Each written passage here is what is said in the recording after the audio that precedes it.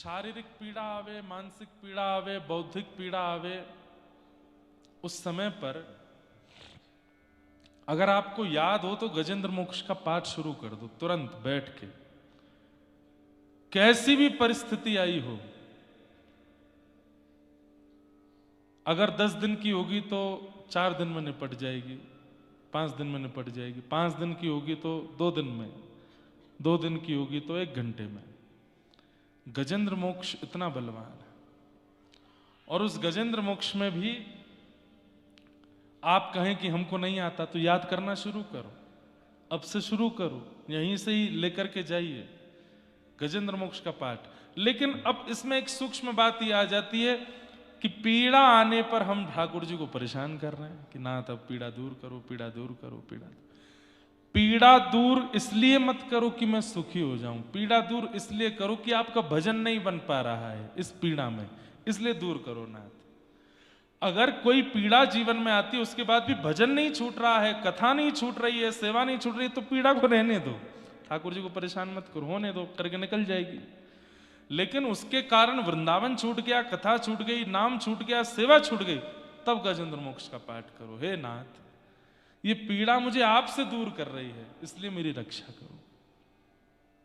आप कहो कि हमको गजेंद्र मोक्ष याद नहीं, तो याद करो। तब भी याद नहीं हो पाए तो ब्राह्मणों को फोन करो, जो भी ब्राह्मण संपर्क में हो आपके, उसी समय नाम गोत्र देकर के गजेंद्र मोक्ष का पाठ करवाओ। बोले कब तक करना है? बोले करते रहो, आप तो 11 दिन का कर दो, 11 दिन असंख्य गजेंद्र मोक्ष का पाठ होने दो।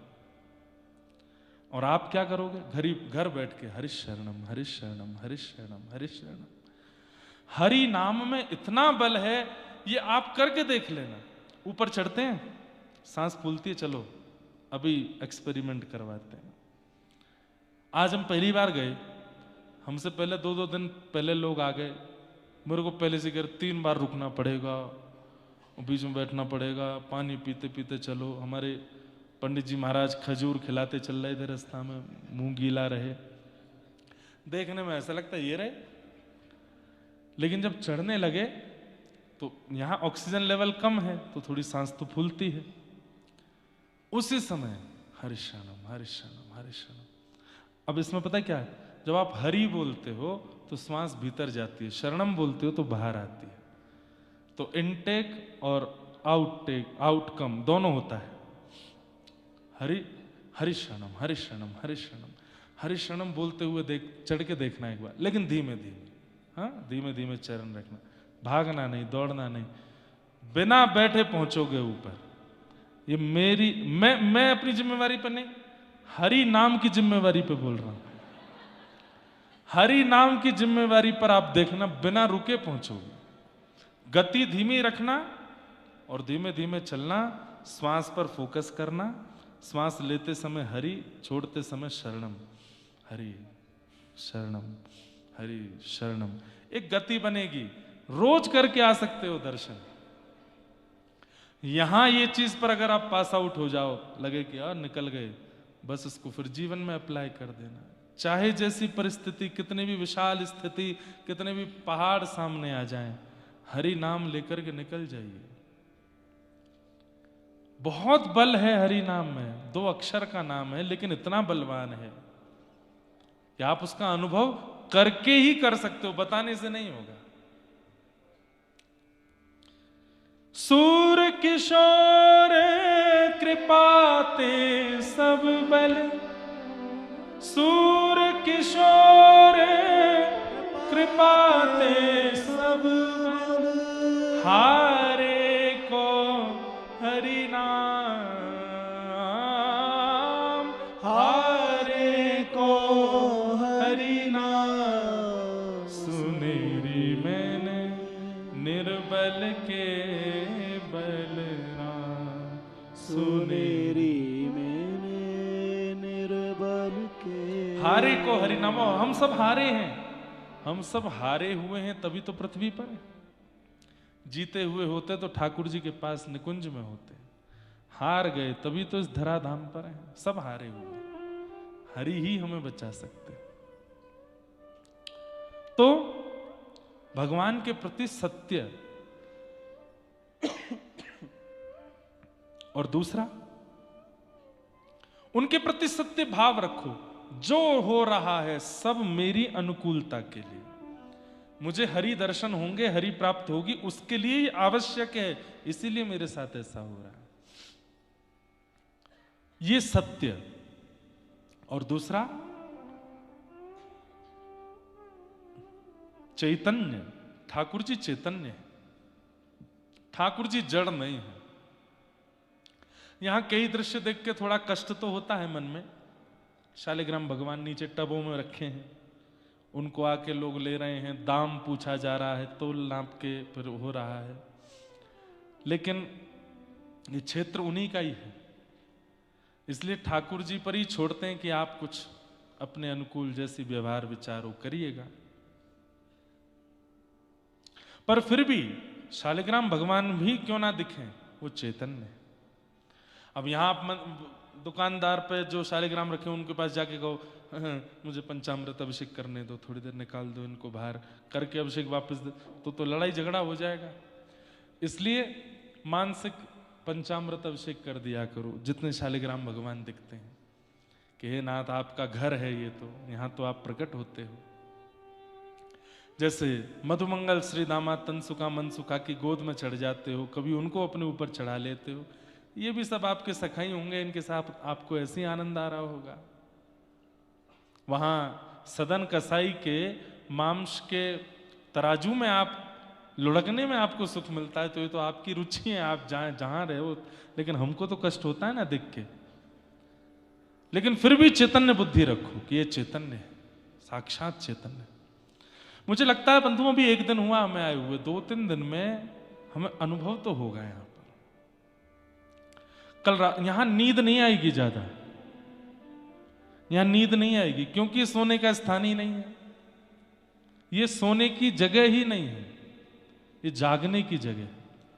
एक बात बताएं, या देवी सर्वभूतेषु निद्रा रूपेण संस्थिता नमस्तस्यै नमस्तस्यै नमस्तस्यै नमो नमः। निद्रा को देवी का रूप माना गया, पर हम लोग अधिक सोते हैं, अपनी आवश्यकता से अधिक सोते हैं। मेरी बात अलग है, मेरी तो स्थिति ही अलग है। मैं तो कब कब का नहीं सोया होता हूं। मेरे को तो कभी कभी इच्छा में तो प्रार्थना करता हूं, हे नाथ कृपा करो नींद आवे जोर से। तो आजकल हमने भक्तमाल जी पढ़ना सुनना शुरू किया, रात में सो जाते हैं, फिर रात भर वही चिंतन चलता है। अद्भुत अद्भुत भक्तों की अद्भुत लीलाएं आती हैं मन में। तो हम समय से आवश्यकता से अधिक सोते हैं, पर जब हम ऐसी तपस्थली में आते हैं तो इस तपस्थली के वातावरण में वो बन जाता है कि ये जितनी आवश्यक है उतनी ही निद्रा दिलाएगा। लेकिन कई ऐसे भले आदमी हैं, वो ऐसी जगह आकर के भी सो जाते हैं और केवल सोते ही रहते हैं। जब पूछो क्या कर रहे हैं, बोले सो रहे हैं। क्या कर रहे हैं, बोले रजाई में पड़े। अब क्या कर रहे हैं, बोले भोजन किया है। अब वो सो गए, भोजन करेंगे। ऐसे में भी जो निद्रा को, तो फिर उनके लिए तो भैया फिर कोई और ही लोक बनाएंगे भगवान। ये तपस्थली हैं, मुक्तिनाथ हो गया, बद्रीनाथ हो गया, केदारनाथ हो गए, ये सारी वो स्थान हैं जहां पर व्यक्ति जो नॉर्मल व्यवहार अपने जीवन में संसार में करता है वो यहां नहीं कर पाएगा। अगर यहां कर पा रहा है तो इसका मतलब वो बहुत ऊंची श्रेणी में पहुंच चुका है, यहां पर भी कर पा रहा है। एक आजकल एक भैया आते नहीं, कथा में एक आते थे, पहले श्रोता थे वो हमारी कथा के, गुजरात के थे। वो 3 बैग लेके चलते थे अपने संग में, नाम नहीं बताऊंगा, देख रहे होंगे बेचारे कथा। एक बैग तो उनका हैंड में होता था, 2 ऐसे सूटकेस होते थे। तो एक बार कहीं बिहार में मेरी कथा थी, तो मैंने पूछा क्या है, तो हैंड बैग जो था ऐसे लटकाने वाला पिट्ठू बैग, उसमें उनके 3 जोड़ी कपड़ा, तौलिया और वो सब। मैंने कहा तुम्हारी गृहस्थी तो इसमें है, इन दोनों में क्या है? बोले खाने पीने का सामान। ऐसी ऐसी वो मतलब स्टोव, लाइटर, कढ़ाई, चिमटा, बेलन अपना सब लेके चलते थे। क्यों?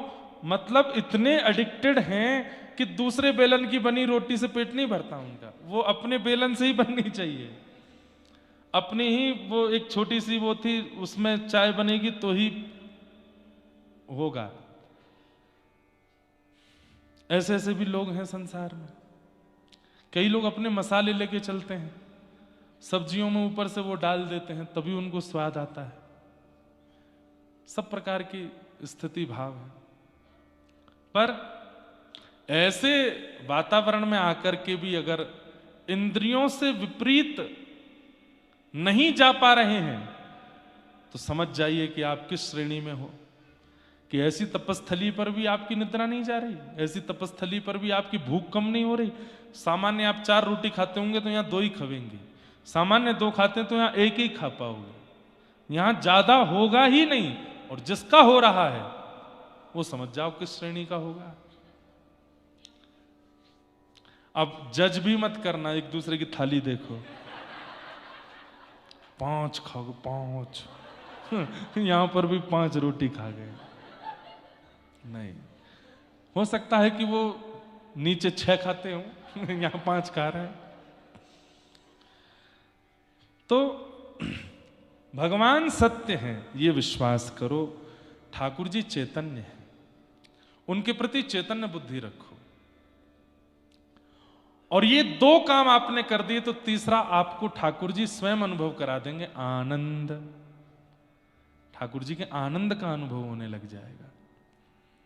फिर भले ही आप कहीं जाओ मत, आप अपने कमरे में भी बैठे रहोगे तो भी आनंद में हो, कथा में बैठे तो भी आनंद में है।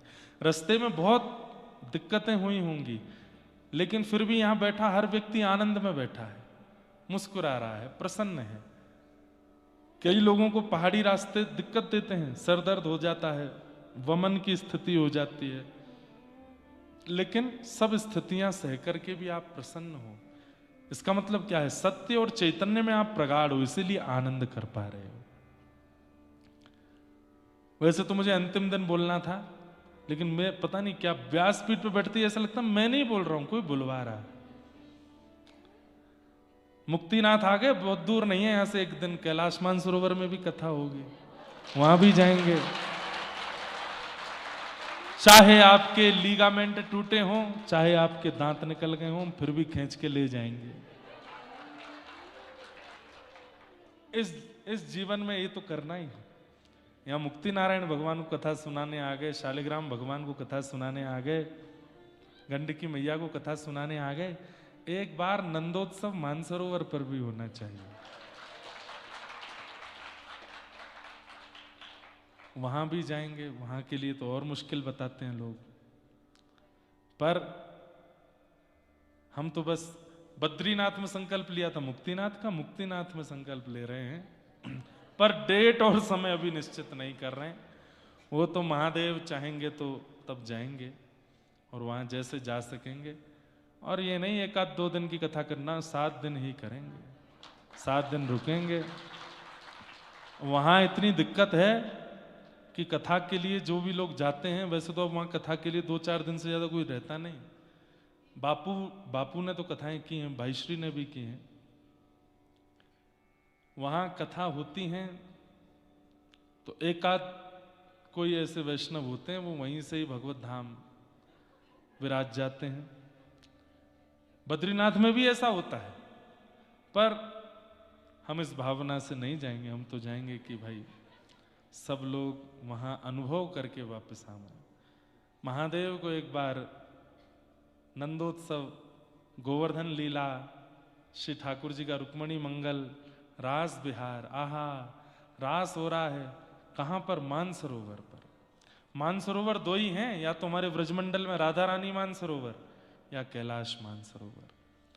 तो निश्चित है कि मानसरोवर पर जब रास बिहार की कथा होगी और जब रास पंचाध्याय सुनाया जाएगा, ऐसा ही करते हैं दुनिया के लोग, वृंदावन में रास पंचाध्याय करते हैं, हम कैलाश मानसरोवर में रास पंचाध्याय करेंगे।